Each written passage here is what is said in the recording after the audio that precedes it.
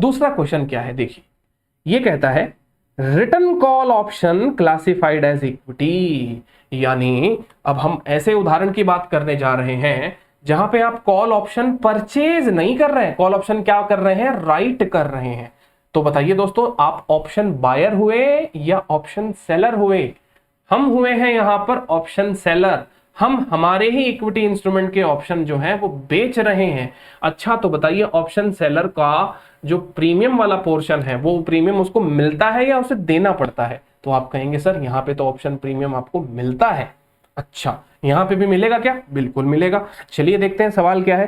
फरवरी X5 को entity writes a call option for C carrying unit 5000 under which it has an obligation to sell 1000 of its own share for cash at a fixed price of carrying unit 102 per share। अच्छा, same ही question है, बस यहां पे हमने option right किया है। इस बार देखिए चीजें क्या है, क्वेश्चन के अंदर हमारा एक तो ये होना चाहिए, क्या होना चाहिए, कैश और शेयर्स का एक्सचेंज।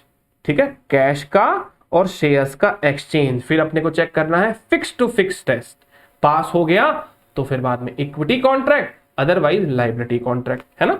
तो इस पर्टिकुलर क्वेश्चन में हम देखते हैं सबसे पहले क्या कैश और शेयर्स हैं क्या? हाँ है सर। ये देखिए फिक्स प्राइस कैश हो गया और शेयर्स कितने हैं, 1000। तो ये लीजिए कैश और शेयर्स हैं, बिल्कुल है। Fix to fix test check करना है, फिक्स टू फिक्स टेस्ट अगर यदि मीट हो जाएगा तो आपका ये इक्विटी नेचर का कॉन्ट्रैक्ट है। तो ये 1000 और ये 102 दोनों फिक्स टू फिक्स दिए, इसका मतलब fix to fix test meet हो गया, इसीलिए ये रिटर्न कॉल ऑप्शन इक्विटी कहलाता है। ये रिटर्न कॉल ऑप्शन क्या कहलाता है, इक्विटी कहलाता है। इस पर्टिकुलर क्वेश्चन में कहता है if the counter party exercise the option, हमको क्या करना पड़ेगा, सीधी बात है 102 रुपए का पेमेंट करना पड़ेगा और 1000 का डिलीवरी लेना पड़ेगा। देखिए पेमेंट कौन करेगा और डिलीवरी कौन लेगा? इस बार देखिए आप ऑप्शन राइटर बने हैं, इस बार आप क्या बने हैं, ऑप्शन राइटर बने हैं, बहुत ध्यान से समझिएगा। Therefore the instrument is a call option to deliver a fixed number of own shares for a fixed sum. तो कहता है option will be gross settled in shares in that the entity will deliver its own shares and receive the exercise price of 102 on the fixed maturity date on 31 January X6। अगर मान लीजिए option exercise हुए तो आपको क्या करना पड़ेगा, आपको कैश मिलेगा, आपके पास में कैश आएगा और आपको अपने इक्विटी शेयर्स की डिलीवरी देनी पड़ेगी। अच्छा, इसका मतलब तो इशू का जैसा हो गया, यानी आपके शेयर्स बेचने का कॉन्ट्रैक्ट हो गया ये से। तो दोस्तों शेयर्स सेल करते हैं, इसका मतलब शेयर्स इशू करने जैसा ही कुछ काम हुआ कि नहीं हुआ? अरे हम हमारे शेयर्स कैसे बेच सकते हैं?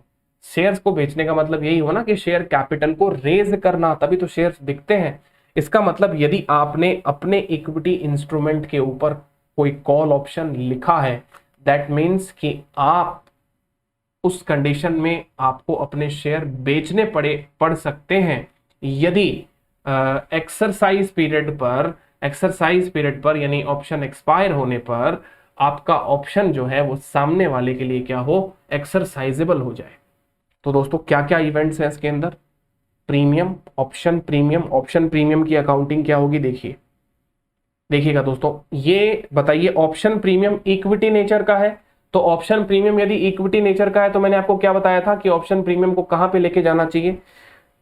मैंने आपको कहा था कि अगर ऑप्शन आपका इक्विटी नेचर का है तो आपको प्रीमियम को भी इक्विटी में लेके जाना चाहिए। तो ये देखिए ये हो गया हमारा ऑप्शन प्रीमियम, जिसको हमने क्या किया, कैश अकाउंट को डेबिट कर दिया, मतलब आपके पास में 5000 रुपए आ गए बराबर, और आपने इक्विटी को क्रेडिट कर दिया। अच्छा, तो इसका मतलब ऑप्शन प्रीमियम को कहां पे क्रेडिट कर दिया हमने, क्रेडिटेड डायरेक्टली टू इक्विटी, क्योंकि ये प्रीमियम आपको कौन से कॉन्ट्रैक्ट में मिला है, खुद के इक्विटी इंस्ट्रूमेंट के ऊपर। और इक्विटी इंस्ट्रूमेंट क्या fix to fix test match कर गए? हाँ, तो ये ऑप्शन भी आपका इक्विटी इंस्ट्रूमेंट है। ये फाइनेंशियल इंस्ट्रूमेंट कैसा है, ये इक्विटी इंस्ट्रूमेंट वाला फाइनेंशियल इंस्ट्रूमेंट है ना, इक्विटी नेचर का फाइनेंशियल इंस्ट्रूमेंट है। तो इसकी जो प्रोसीड हुई है वो प्रोसीड आपको इक्विटी में ही ट्रांसफर करनी है। इसका मतलब यहां पे जब आपको पैसा मिला तो पैसे को आपने इक्विटी में ट्रांसफर कर दिया। कहता है Inception of the contract the entity would record the premium received in exchange for the obligation to deliver a fixed amount of its own share in 1 year for a fixed price because the contract meets the definition of an equity instrument and the premium is credited directly to equity। तो आपका premium कहां पे credit किया जा रहा है? Directly equity में credit किया जा रहा है। इसका मतलब सीधी बात है, इस प्रीमियम का एक ही हिसाब किताब होता है सर, यदि इक्विटी नेचर का ऑप्शन है, चाहे आपने ऑप्शन कॉल ऑप्शन जो है वो आपने राइट किया हो, चाहे आपने बाई किया हो, आपको उसे इक्विटी में ही लेके जाना है। अगर आपने ऑप्शन बाई किया है तो आपको इक्विटी डेबिट करना है, आपने ऑप्शन सेल किया है तो इसके मतलब आपके पास में प्रीमियम आया है तो प्रीमियम में इक्विटी को क्रेडिट करना है। ठीक है, नाउ 31 दिसंबर X5 को सेम वही बात होगी। सिंस ये इक्विटी कॉन्ट्रैक्ट है इसलिए कोई मायने नहीं रखता कि ऑप्शन की फेयर वैल्यू क्या है। अब देखिए यहाँ पे फेयर वैल्यू जो है वो तो बदल रही है। यहाँ पे अगर आप देख रहे हो ऑप्शन की फेयर वैल्यू 5 से 3 हो गई, फिर वही 3 से इसकी फेयर वैल्यू जो है वो दोस्तों 2 हो गई है यहाँ पे, है ना।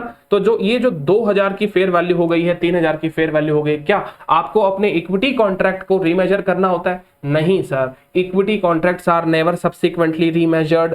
Equity contracts are never subsequently remeasured. तो अगर जब इनकी रीमेजरमेंट ही नहीं होती है तो फेयर वैल्यू क्या हो गई हमारे लिए? इररेलेवेंट हो गई। अच्छा सर, फाइनेंशियल लायबिलिटी में होता है क्या फिर बाद में वैल्यूएशन इनका? बिल्कुल होता है ना। फाइनेंशियल लायबिलिटी में हम जब आएंगे तो बिल्कुल करेंगे, लेकिन अभी इक्विटी की बातें पूरी सीख ले। तो देखिए अब बाद में आपको देखिए क्या करना है, लास्ट में अब पता लगाते हैं। सिंस अगर आप देखेंगे यहाँ पे मार्केट प्राइस जो है शेयर का वो हो चुका है 104 रुपए और आपने कॉल ऑप्शन राइट किया है।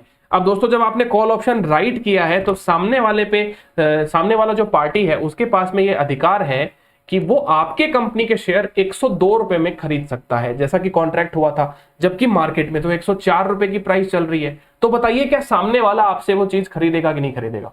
आप कहेंगे सर बिल्कुल खरीदेगा। अरे जो चीज बाजार में 104 की मिल रही है, कॉन्ट्रैक्ट के मुताबिक अगर उसको 2 रुपए में खरीदा जा सकता है, मतलब 102 रुपए में खरीदा जा सकता है, तो वो क्यों नहीं खरीदेगा? हमसे ही खरीदेगा। तो फिर बताइए जब वो हमसे खरीदेगा तो क्या हमको वो पैसा देगा? बिल्कुल पैसा देगा, वो हमको बिल्कुल पैसा देगा। कितना पैसा देगा सर? वो देगा 102 मल्टीप्लाई बाई 1000 शेयर्स। इसका मतलब टोटल कैश हमारे पास में 1,02,000 आ जाएगा। अच्छा 1,02,000 आ जाएगा तो फिर बाद में आपको क्या करना पड़ेगा? इससे आपको अपनी इक्विटी रेस करनी पड़ेगी। कितने से? 1,02,000 से। नाउ इंड एस ये नहीं कहता कि इक्विटी के अंदर कैपिटल कितना है, इसमें सिक्योरिटीज प्रीमियम कितना है, वो क्वेश्चन के हिसाब से पता लगाकर number of shares multiply by, अगर शेयर जनरली 10 रुपए का होता है, बची हुई चीज आप प्रीमियम में डाल दीजिए। कहता है इंड एस कि इससे इक्विटी ही रेज होगी आपकी, राइट। इससे क्या रेज होगी? इक्विटी रेज होगी। यानी ये आपके इक्विटी नेचर के कॉन्ट्रैक्ट है दोस्तों। बताइए कॉल ऑप्शन राइट करना और कॉल ऑप्शन राइट करने के बाद में कॉल ऑप्शन को बाई करना, दो प्रकार के एग्जांपल खुद ही के इक्विटी इंस्ट्रूमेंट पे बताए मैंने आपको, जिनका नेचर फिक्स्ड टू फिक्स्ड वाला है और वो आपके इक्विटी इंस्ट्रूमेंट कहलाए। दोस्तों क्या आपको ये वाली बात समझ में आई? अब नेक्स्ट सेशन में दोस्तों मैं आपको बताऊंगा कि खुद ही के इक्विटी इंस्ट्रूमेंट्स के ऊपर जब हम लोग पुट ऑप्शन लिखते हैं तो क्या होता है ना। खुद ही के इक्विटी इंस्ट्रूमेंट्स के ऊपर पुट ऑप्शन लिखते हैं तो क्या होता है, और भी विविध प्रकार के वेरियस टाइप के डेरिवेटिव कॉन्ट्रैक्ट जो हमारे इक्विटी इंस्ट्रूमेंट्स के नेचर के होंगे, उनके बारे में भी बात करेंगे हमारे नेक्स्ट सेशन के अंदर। उम्मीद करता हूं ये बात आपको समझ में आ गई होगी, इनका जरूर रिवीजन करिएगा। मिलते हैं हमारे नेक्स्ट लेक्चर के अंदर। Till then thank you so much.